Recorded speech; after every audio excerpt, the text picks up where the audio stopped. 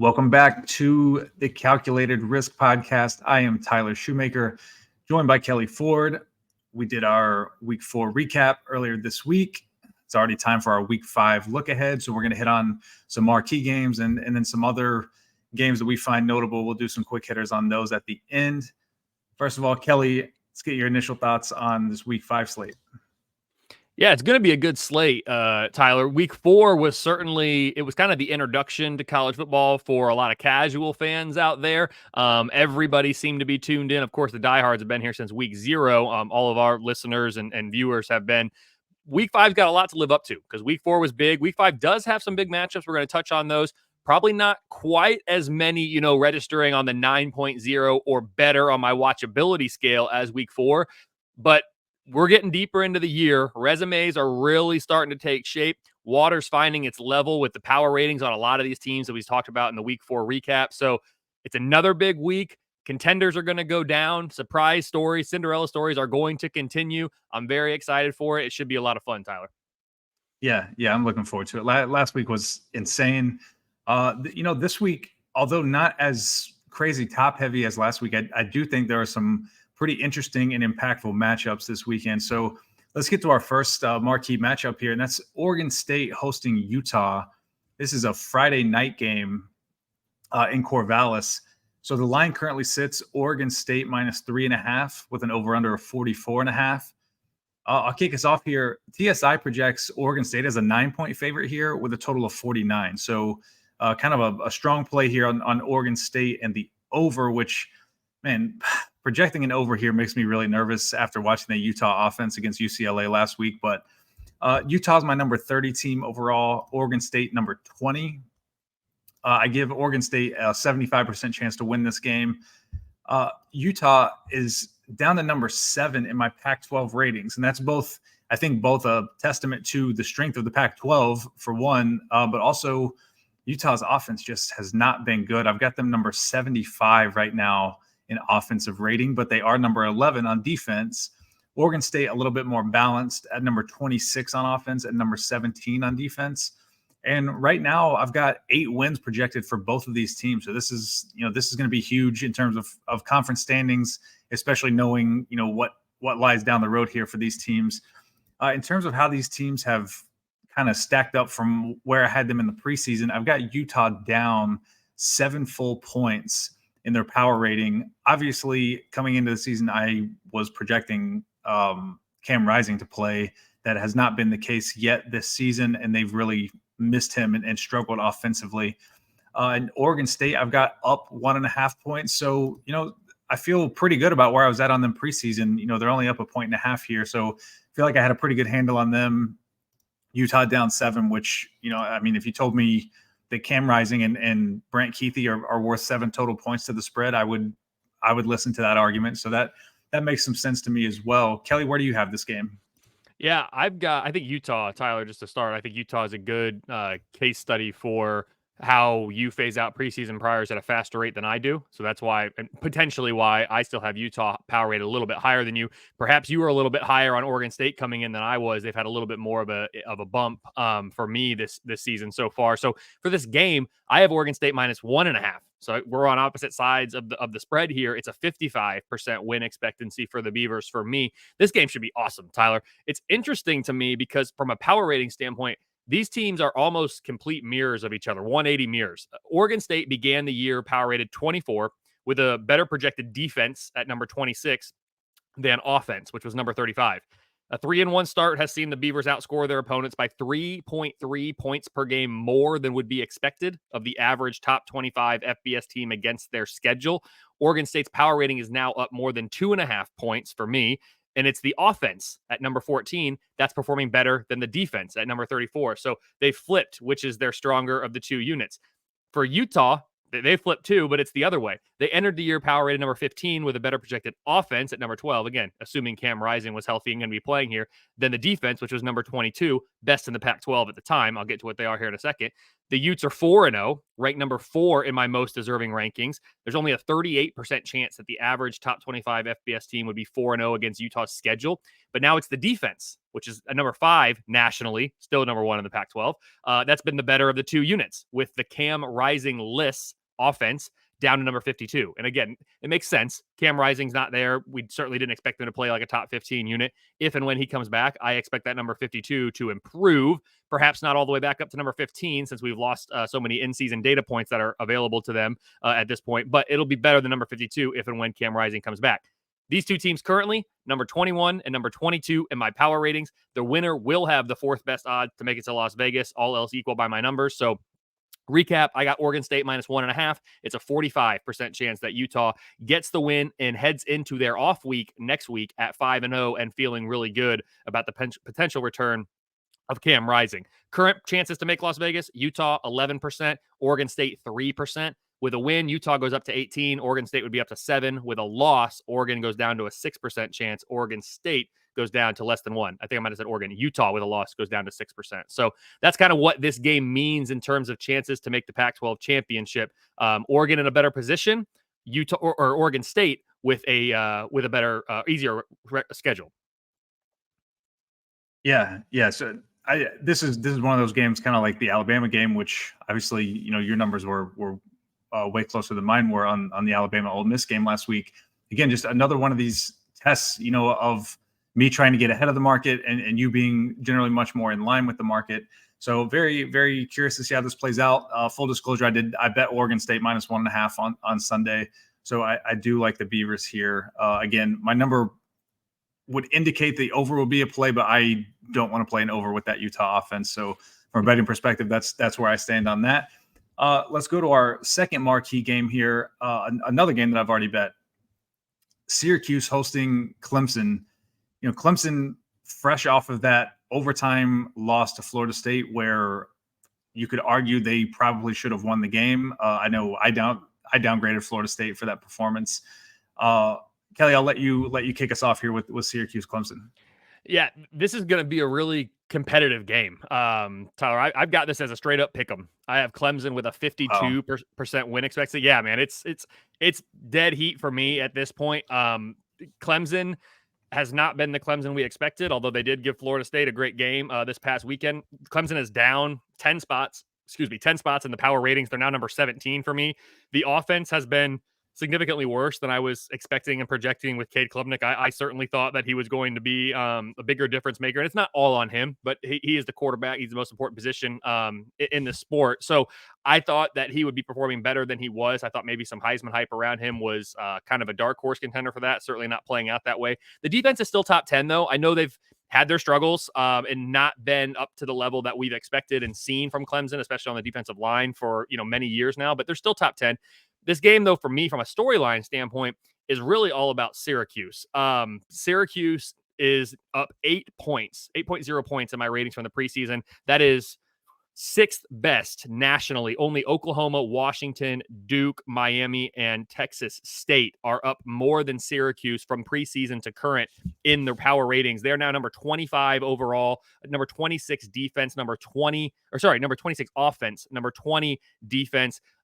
Syracuse, it's a great season for them to this point. I know they started hot last year too. They're doing it again. If they can get this win, they'll really be rolling. With a win in this game, Syracuse currently has a 15% chance to make the ACC championship game. If they win this one, it jumps up to a 23% chance, which all else equal, no other games played in the ACC at this week. That would be the 3rd best behind only Florida State and Louisville. Wow. So yeah, Syracuse, they have it all in front of them. Clemson, I can't believe we're saying it, but it's not even October, and their season, as we talked about going into week 4, it's basically over. I mean, their goals that they had, play for the ACC championship, play for a spot in the playoff, try to get back to that national champion kind of status, it's done. You're 0-2 in the conference. My numbers, even if they win out, if they win out and go 10-2 and are 6-2 in the conference, my numbers still only give it a 2 to 3% chance right now that they even make the ACC championship game, because you've lost the tiebreaker to Florida State. Now you've lost the tiebreaker to Duke, who's a much better team than I think people expected.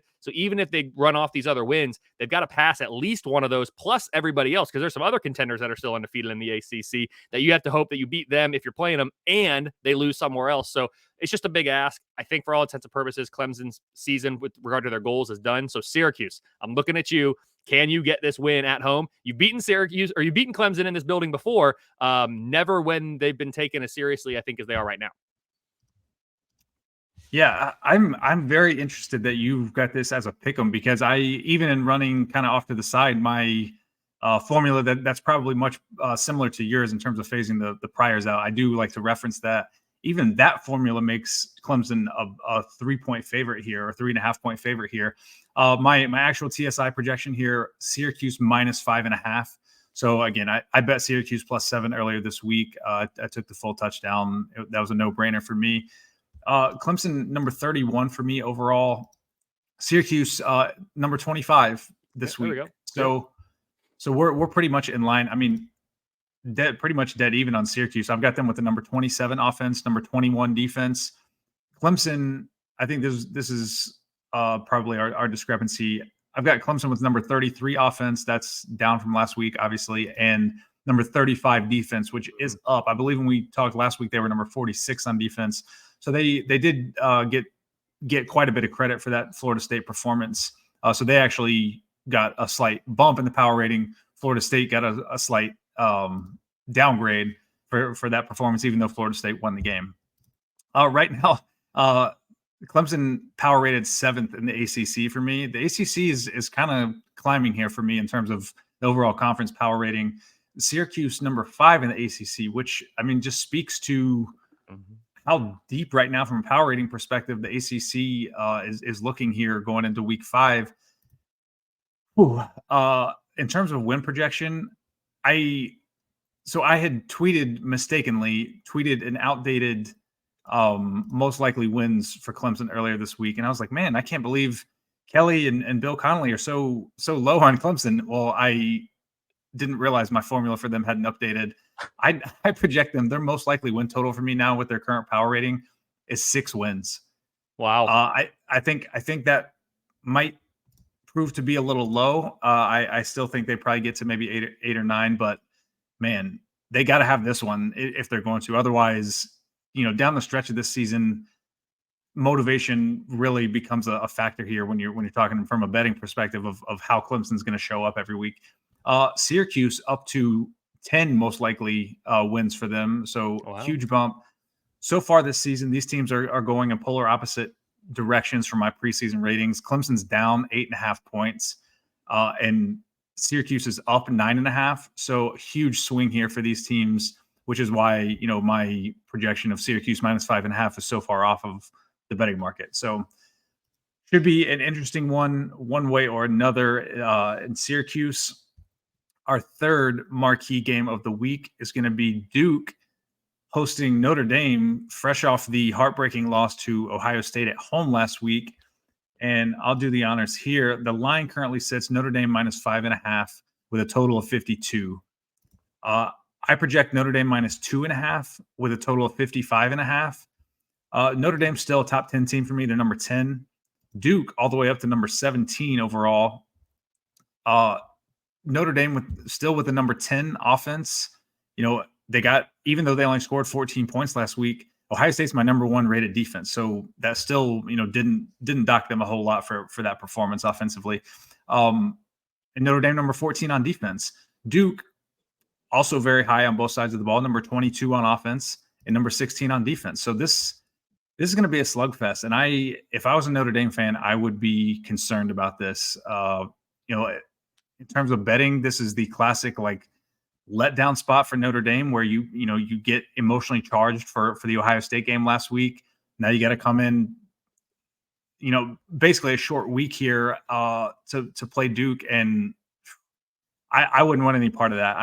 I would not want to bet Notre Dame. If I was a Notre Dame fan, I would be extremely on alert for this game. I think Duke's a solid team. I do think Notre Dame is better, obviously, but just from an emotional standpoint, I am very curious to see how they rebound from the Ohio State game.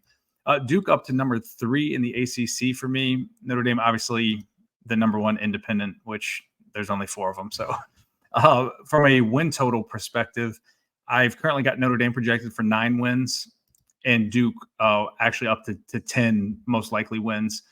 And then in terms of how these teams have trended this year, both teams trending up for my preseason projections.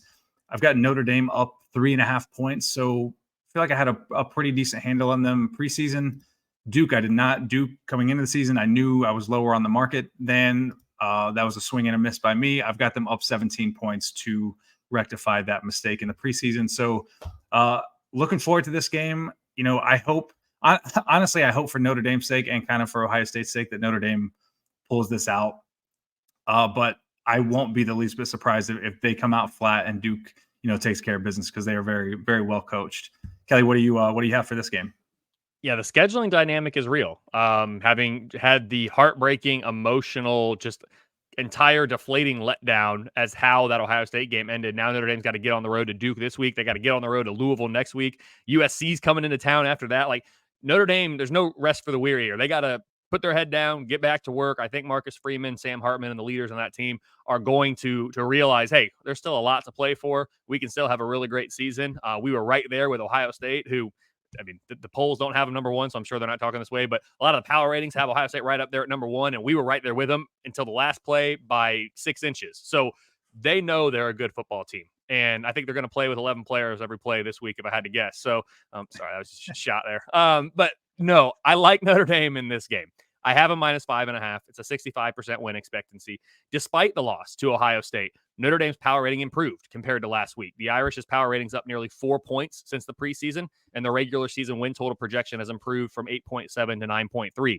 The defense is number 12, which is really, really good, but it is the Sam Hartman-led offense that's been much better than expected for me. They've risen from number 27 in the preseason. They're now number 10 currently. I have Notre Dame favored in each of their remaining games and have a 12% chance to win out. That includes the home game against USC. That includes the road trip to Clemson and Duke and Louisville, those other road trips that we mentioned. So they've got to refocus.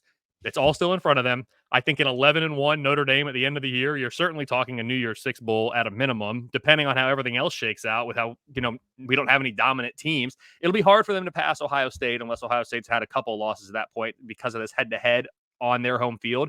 But other than that, I mean, you're going to get the head-to-head. If you win out, you get the head-to-head over USC. The head-to-head against Clemson is actually not going to help you as much as we thought maybe at the beginning of the year, but you're going to have a pretty good resume. They know it's still in front of them. I think they're going to go out and get it done. For Duke, it's been a great season so far. This is 2 years in a row, and it's Duke, it's Kansas. Tyler, it's all these, basketball blue bloods that for the last 2 years are like, hey, we can play some football too. I'm here for it. Let's make these football schools. It'll never happen. But if they're good at football, like I'm here for that. I think it's good for the sport to get some new blood in there and to see how things can be shaken up a little bit. The Blue Devils are the number 8 team in my most deserving rankings. They're number 12 on my biggest overachievers list. Duke's power rating has improved 8.4 points since the preseason. Only Oklahoma and Washington have improved their power ratings from preseason to current more than the Blue Devils. You said 10 projected wins.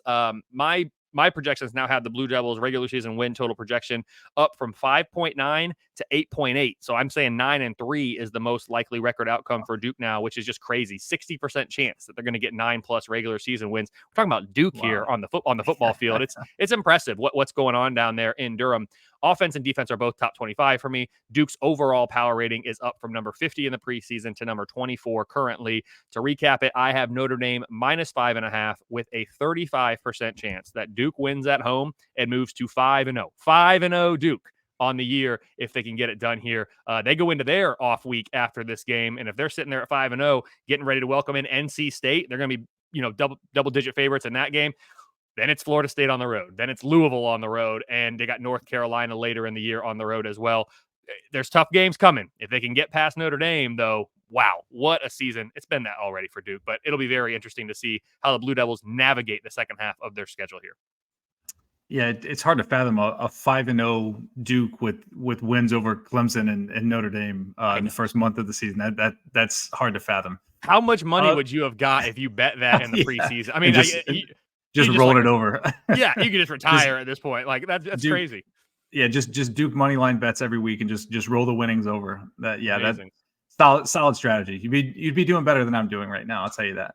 All right, well that's going to do it for our marquee matchups. Let's get to a few bigger name games here, not quite maybe as impactful as those. We'll do some quick hits here.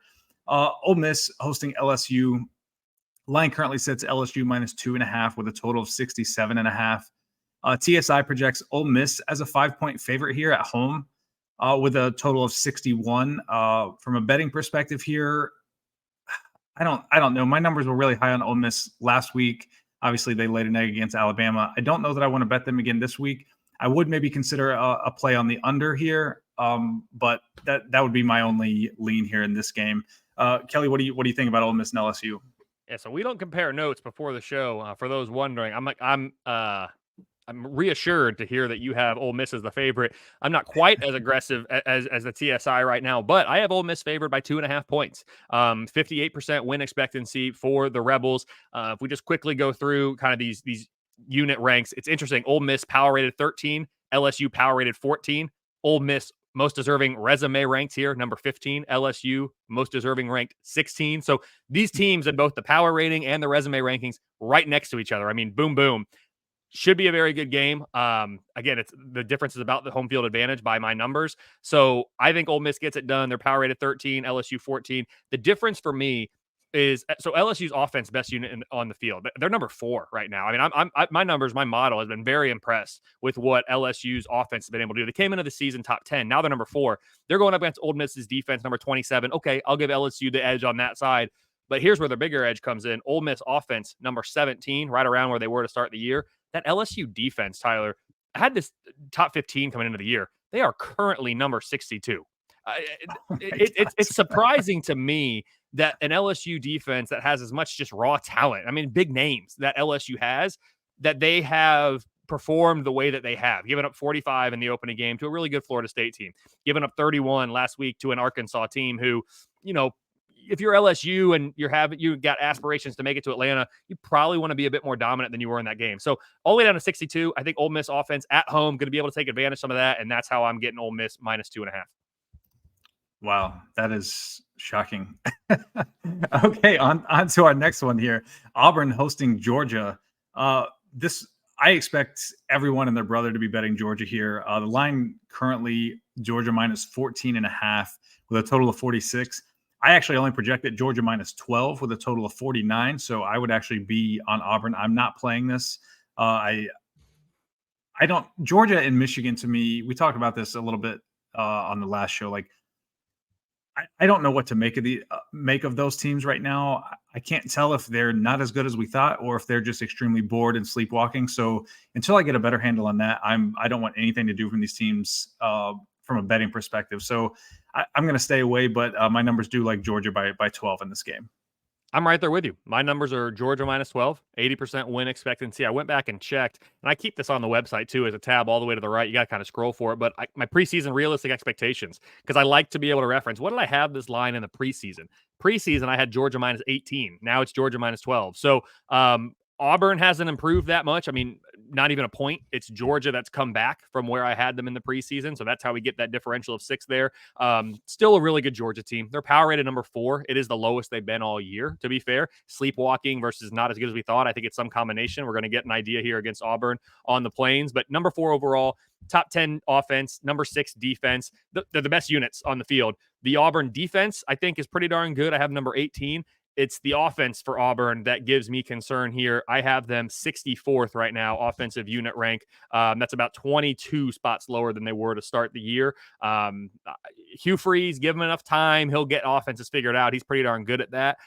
It's not working out as well as he would like in year 1. Again, don't panic or anything. He'll get it figured out, but it's just not happening the way they'd like, I don't think, as quickly as they'd like here in year 1. So because of that, I just think this Georgia defense, even though they're on the road, going to be too much for the Auburn offense. That's how I get to the -12, and it's an 80% win expectancy for Georgia, who are the clear favorites in the SEC East. Right now, Tyler, I have them with a 77% chance to make it to Atlanta. If they win this one, it jumps to 82%. If they lose it, it drops to 65%, and they'd still be the favorites in the East. This isn't a divisional game. They'd still be the favorite in the East because they're that much better from a power rating standpoint than the other teams in their division. Yep. One interesting note there just on the SEC East. Florida goes to Kentucky this week. We're not going to talk about that game, but that is, kind of one to keep your eye on. As Florida's already beat Tennessee, Kentucky's undefeated. So we'll see what shakes out there. I'm curious to see. So the last game that we're going to touch on here, I feel like we're obligated as tangential media members to talk about Colorado on a weekly basis now. So Colorado hosting USC. Colorado got their doors blown off by Oregon last week. I don't know what to make of them, as we've talked about pretty much every week. I don't know. The line currently sits USC minus 21.5 with a total of 73.5. Just a note here, I'm probably not playing this because I don't want to bet an under on the USC offense and defense and Colorado's offense and defense. I mean, that seems like a recipe for an over, but I will say every line so far this season with a total of 70 or over has gone under, and totals 66 and above have gone 13-2-1 to the under. So just a trend here developing this season. And I know that trend has been pretty consistent in years past as well. I don't have the numbers in front of me, but if you did, if you're going to be watching this game and you wanted some action on it, my lean would be under. Don't know that I'm personally going to be on it, but my numbers project USC minus 13.5, total of 66.5.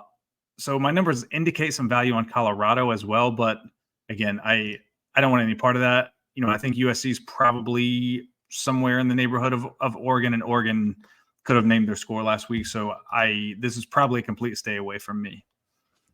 I'll say what you won't say, Tyler. I know it's risky business to put it out there, but I know what Colorado is now. I didn't come into the year. Model took a few weeks to get it figured out. Listen, they jumped from a minus 7.3 in the preseason to a 2.9 going into week 3, that game at versus Colorado State. They're now down to a 0.1. So they've fallen nearly 3 points in the last 2 weeks. The model has more than caught up.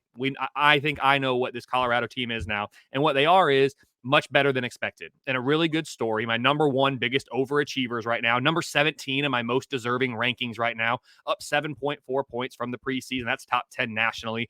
All those things. I did not give them enough credit coming into the year, but they're not a contender in the Pac-12.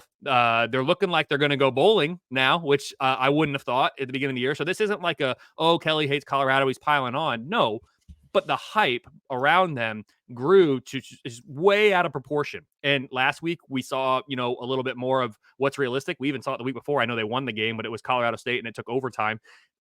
My numbers make it USC minus 18. It's an 89% chance for the Trojans to win. USC is the number 1 offense in the country. They're the number 10 power rated team. The defense is only number 51. So I actually have the Colorado offense at 49. So technically, they're at home. I would give the Colorado offense a little bit of an edge over the USC defense. But the other way is a total mismatch. Colorado's defense still number 96. USC offense, like I said, number 1. So Colorado's power rated number 61. I think I know what they are.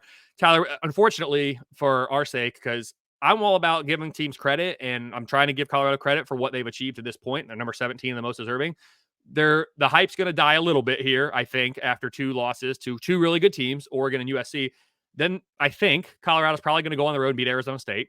Then they get Stanford at home. They're probably going to win that game. So they'll be sitting there with an off week in week 8. They'll be sitting there going into week 9, a trip to UCLA with most likely a record of 5-3. Is that 1, 2, 3, 4, 5? Yeah, 5-3.